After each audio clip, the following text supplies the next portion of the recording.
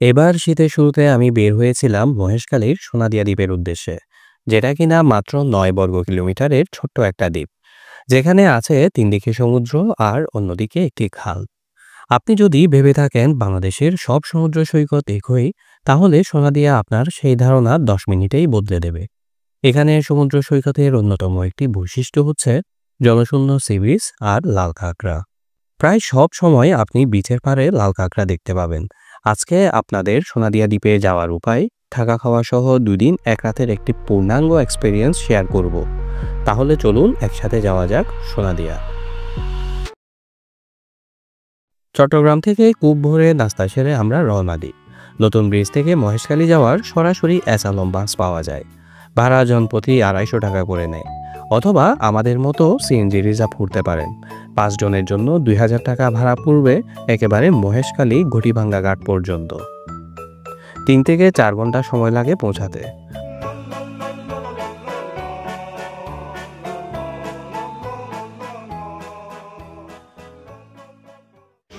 এটা ঘটিভাঙ্গা ঘাট। আমরা এখন বোটের জন্য অপেক্ষা করছি। বোট আসবে সোনাদিয়া থেকে আমাদেরকে নিয়ে যেতে।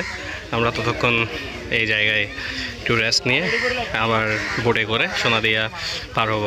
ঘটিভাঙ্গা ঘাট থেকে সোনাদিয়া যাওয়ার লোকাল বোট পাওয়া যায়। জনপ্রতি ভাড়া নেয় মাত্র ৪৫ টাকা। তবে ভাগ্য খারাপ হলে জোয়ার আসার জন্য আপনাকে অনেকক্ষণ অপেক্ষা করা লাগবে, কারণ ভাটার সময় এখানে বোট চলে না।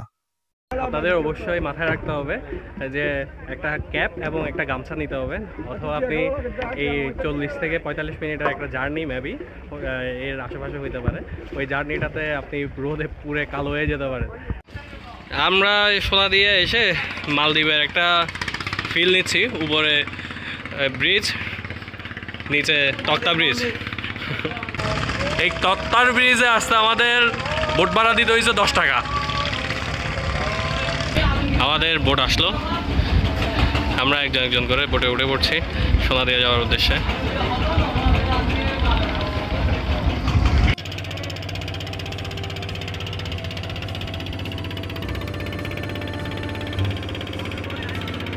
একটি খাল দ্বারা সোনাদিয়া দ্বীপ মহেশখালী থেকে বিচ্ছিন্ন হয়েছে, যেটাকে বলা হয় সোনাদিয়া চ্যানেল। আমরা এখন সেই চ্যানেল পাড়ি দিয়ে যাচ্ছি সোনাদিয়ার ঘাটে। আমরা যত এগুচ্ছিলাম ততই মনে হচ্ছিল মানুষের ভিড়, শব্দ, দুশ্চিন্তা সব পিছনে ফেলে যাচ্ছি।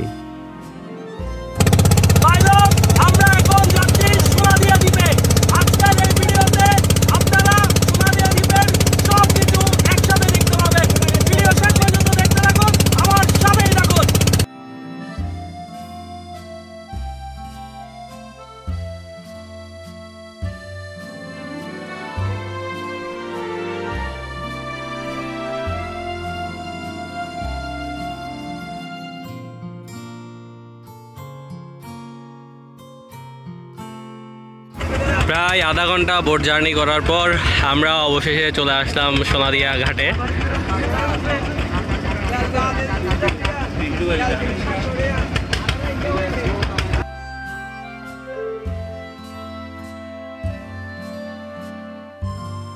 ৩০ মিনিটের মতো বোট জার্নি শেষে আমরা সোনাদিয়ার ঘাটে নামলাম।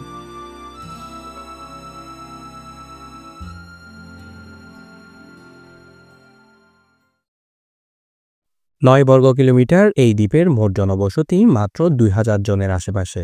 দ্বীপটি দুটি পাড়ায় বিভক্ত, পূর্ব ও পশ্চিম পাড়া। পূর্ব পাড়ায় তুলনামূলকভাবে জনবসতি বেশি, আর পশ্চিম পাড়া একদম নিরিবিলি ও ক্যাম্প করার জন্য পারফেক্ট জায়গা। আমরা আগে থেকে ফোন করে এখানকার একজন স্থানীয়ের সাথে কথা বলে এসেছি। তিনি ক্যাম্প সাইট আগে থেকে রেডি করে রেখেছিল। আমরা চলে আসছি ক্যাম্প সাইটে। দোকানেরটা দেখা যাচ্ছে নমন ভাই, আপনি দেখতে পাচ্ছেন? এক পাশে সমুদ্র, আরেক পাশে ঝাউ গাছ। ঝাউ বনের মাঝে আমাদের টেন্ট দেওয়া হয়েছে। আমরা এই টেন্টগুলোতে থাকবো, আপাতত রেস্ট নিব। পরবর্তীতে আমাদের হয়তো বিচের কাছে টেন্টগুলো স্থাপন করবে, তখন আমরা রাতের বেলা ওইখানে চলে যাব। সাথে দুপুরের খাবারের ব্যবস্থা করা হয়েছে। অনেক দূর জার্নি হওয়াতে আমাদের সবার খিদা লেগে যায়। ফ্রেশ হয়ে বসে যাই দুপুরের খাবার খেতে।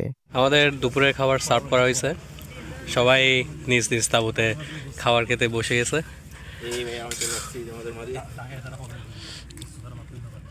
খাবারের আইটেম আছে রূপচাঁদা মাছ, তারপর আছে একটা মরিচ ভর্তা, তারপর আলুর ভর্তা, তারপর আছে ডাল, শসা, লেবু, এতটুকুই। খাবারটা খেতে ভালোই লাগছে। কেমন লাগছে খাবার? অনেক দূর থেকে আসতেছি, সেই সাথে জার্নি করে খেতে পারছে। আরেকজন আসতেছে, আমার সাধারণ লাগতেছে। বিচের পাড়ে বসে টেন্টে বসে এভাবে খাওয়া লাগতেছে অনেক।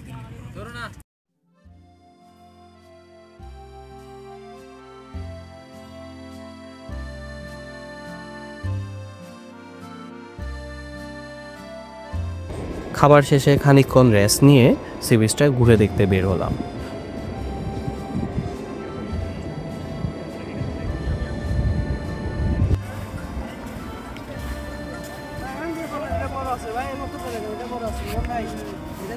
পুরো বিচ জুড়ে দেখলাম লাল কাঁকড়ার গর্ত, আর প্রতি গর্তের সামনে একটি করে লাল পাহারাদার।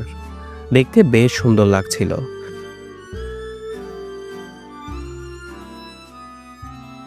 প্রায় 2000 মানুষ এই দ্বীপে বসবাস করে। তাদের জীবন পুরোপুরি জলের সাথে বাঁধা।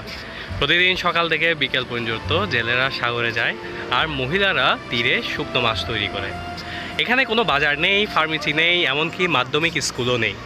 তবু তাদের মুখে হাসি। কেন জানেন? কারণ তারা প্রকৃতির কাছাকাছি থাকে। সভ্যতার শব্দে নয়, সমুদ্রের গর্জনে তাদের সকাল শুরু হয়।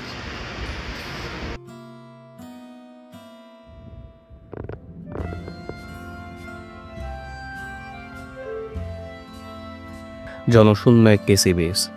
আশেপাশে দূর দূরান্ত পর্যন্ত কাউকে দেখতে পেলাম না। সমুদ্রের মাঝে কিছু মাছ ধরার ট্রলার আর ডিঙ্গি নৌকা দেখা যাচ্ছে। স্থানীয় একজনের সাথে কথা বলে জানতে পারলাম এই দ্বীপে 2টি মসজিদ, একটি প্রাথমিক বিদ্যালয়, একটি সাইক্লোন সেন্টার, আনুমানিক 12টি গভীর নলকূপ রয়েছে। মাছ ধরা, মাছ শুকানো, চিংড়ি ও মাছের পোনা আহরণ দ্বীপের মানুষের প্রধান পেশা। কিছু মানুষ ইঞ্জিন চালিত নৌকা ও কাঠের সাধারণ নৌকা চালানোর সহকারী হিসেবে কাজ করেও জীবিকা নির্বাহ করে। চারদিকে নোনা পানিতে বেষ্টিত হওয়ায় এই দ্বীপে তেমন কোনো খাদ্যশস্য উৎপাদন করা সম্ভব হয় না।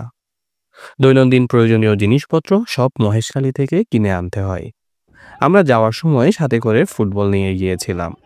পড়ন্ত বিকেলটা সি বিচে ফুটবল খেলে কাটিয়ে দিলাম। সন্ধ্যা নামার আগে আমাদের তাঁবুগুলো বিছে নিয়ে আসা হলো। সমুদ্রের মাত্র কয়েক ফুট দূরে সেগুলো বসানো হলো। রাত নামতেই শুরু হলো এই যাত্রার সবচেয়ে জাদুকরী অংশ, পূর্ণিমার রাত। চাঁদ উঠতেই পুরো বালুচর জিকমিক করতে লাগলো। বালুর দানা যেন সোনার কণা মনে হচ্ছে। সামনে অন্ধকার সমুদ্র আর মাথার উপর বিশাল আলো। আমরা তাঁবুর সামনে চট বিছিয়ে ঝালমুড়ি বানানোর কার্যক্রম শুরু করে দিই। সাথে ছিল 1 মগ করে কফি। কাছে সমুদ্রের ঢেউ কানে আসছে। প্রতিটা ঢেউ এসে যেন একটা গল্প শুনিয়ে যাচ্ছিল। সমুদ্রের গল্প, মানুষের গল্প আর জীবনের গল্প। জীবনে অনেক রাত দেখেছি, কিন্তু সোনাদিয়ার পূর্ণিমার রাত, এটা শুধু দেখা যায় না, এটা অনুভব করা যায়। রাত বাড়ার সাথে সাথে আমাদের বারবিকিউ রেডি করা হয়। 3 পিস পরোটার সাথে অনেক মজা করে বারবিকিউ খেলাম। পূর্ণিমার আলোতে আমরা বিচে লাল কাঁকড়া দেখতে যাই। তারপর অনেক রাত অবধি আড্ডা দিয়ে ঘুমিয়ে পড়ি।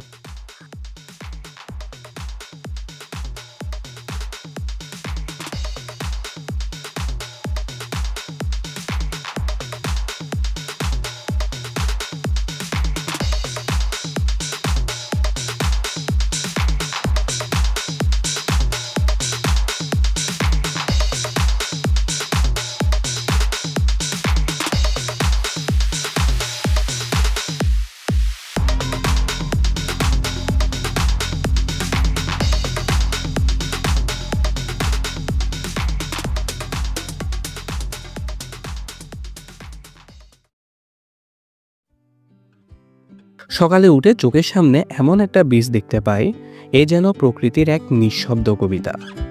সূর্য ওঠার আগ মুহূর্তে পুরো দ্বীপ জুড়ে থাকে এক স্বচ্ছ নীরবতা। আকাশের পূর্ব দিগন্তে প্রথমে হালকা নীল, তারপর আস্তে আস্তে গোলাপি আভা ছড়িয়ে পড়ে। মনে হয় যেন সূর্য তার আগমনী বার্তা পাঠাচ্ছে। সমুদ্র তখন শান্ত, ঢেউগুলো খুব নরম, খুব ধীর। প্রতিটি ঢেউয়ের যেন ভোরের সূর্যের আলো স্পর্শ করে রূপালী হয়ে উঠেছে। পায়ের নিচে ঠান্ডা নরম সাদা বালির স্পর্শ মনকে চমকে দেয়। বাতাসে লবণের গন্ধ পাওয়া যায়। দূরে জেলেদের ছোট নৌকাগুলো ছায়ার মতো ভেসে আছে। কখনো দুই একটি সিগাল আকাশ ছেড়ে উড়ে যায়, আর তাদের ডাকে ভোরের একাকিত্ব আরো মায়াবী হয়ে ওঠে। গুড মর্নিং সোনাদিয়া দ্বীপ। আমরা ঘুম থেকে উঠলাম, ওঠার পর এদিকে আমার দুই ভাই আপ্রাণ চেষ্টার মাধ্যমে কফি বানাচ্ছে, আর বাকিরা ফ্রেশ হতে গিয়েছে। আজকে আমাদের এই দ্বীপটা ছেড়ে চলে যেতে হবে আবার কর্মজীবনে।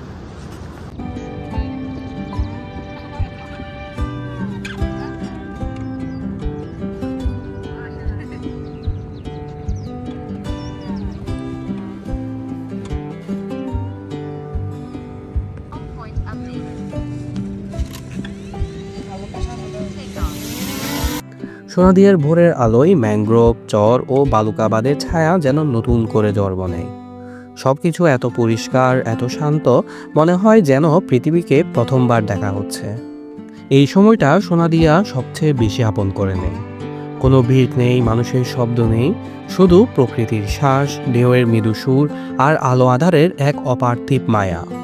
মনে হয় যদি কখনো সত্যিকারের শান্তির সংজ্ঞা খুঁজতে হয়, তবে ভোরের সোনাদিয়ার সমুদ্র সৈকতই তার সবচেয়ে নিখুঁত উদাহরণ।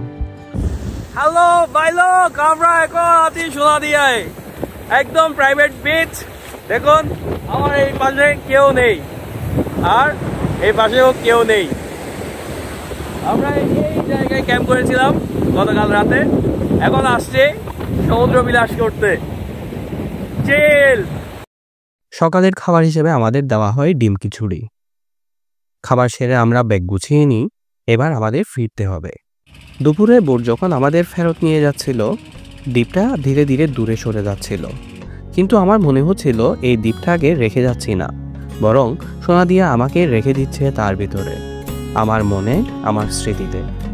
সোনাদিয়া আমাকে শিখিয়েছে প্রকৃত সৌন্দর্য লাউঞ্জে নয়, বিলবোর্ডে নয়, হোটেলের ডিঙ্গিতে নয়। সেটা পাওয়া যায় এমন জায়গায় যেখানে মানুষ কম আর প্রকৃতি বেশি। যদি মনে হয় জীবন খুব জটিল হয়ে গেছে, সোনাদিয়া ঘুরে আসুন। ওখানে সমুদ্র আপনাকে চুপ করে শুনবে, আর নীরবতা আপনাকে বদলে দেবে। দেখা হচ্ছে পরবর্তী ভিডিওতে। ভালো থাকুন, সুস্থ থাকুন।